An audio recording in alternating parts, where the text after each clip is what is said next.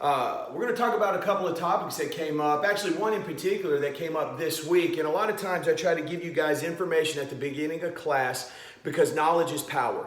And when you understand how complicated of an issue balance is and we take it for granted, you'll appreciate what we're doing here. Last week we talked a little bit about the brain, the BDNF in the brain. We talked about the exercise and then the learning. Today, we're going to talk about something that maybe you don't really realize impacts your balance or your life, or maybe you do. But what happens is this thing turns into a snowball, and what that is that's depression. And so this week I had dealt with a client that had some depression, and would you know, it is a common problem in our senior population. What happens? Well, there's a lot of things that occur, but when it comes to movement and balance in particular, what I see a lot of is as we age, we take that balance for granted. Most people do not realize how bad their balance has gotten until they fall. Once that fall occurs, we are in danger zone, especially if you've had a significant injury, a broken bone, or you need to spend some time in the hospital, in home therapy, or maybe you go into a place that has therapy there.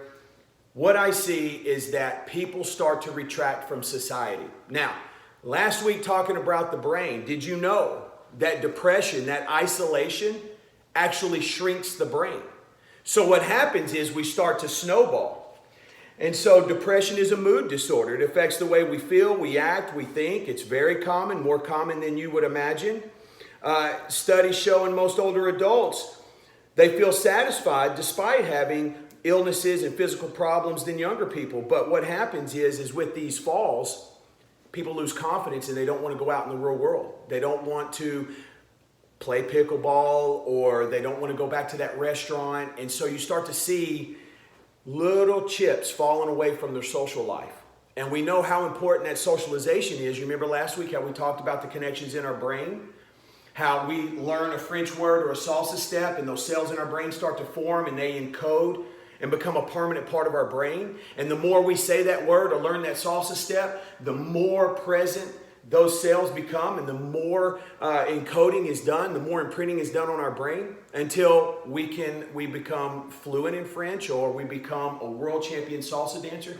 Same is true with balance. Socialization is a huge part of keeping the brain healthy, all right, just like exercise. So we want to avoid depression. We want to avoid falls also because bed rest is a big issue too. And we talked last week about that 1966, the bed rest study. And so when we fall, I have an individual that I know fell, broke her femur, perfectly healthy, going about life as you can imagine, fell, broke her femur, had a rod put in. About 3 months after the rod was put in, the rod fell and went all the way through her knee. Okay. She was on bed rest for quite some time, as you can imagine, and the health issues had just compounded. And so we've been able to get that turned around in a sense, but the bed rest is just as detrimental to our health as the depression. So you guys check your links out, quick facts, and we're going to get right to it. I had some really good. When you get your email today, click on those links because there is some fantastic information there. Over half of older adults, 80 years, over half of the older adults over 80 years are living alone. In contrast, a third, 70 to 79-year-olds, and only 1/4 to 60, 69-year-olds. The self-reported prevalence of depression is highest among A, 80-year-olds, B, 70, 79-year-olds, or C, 60 to 69-year-olds. Who says A? A is 80.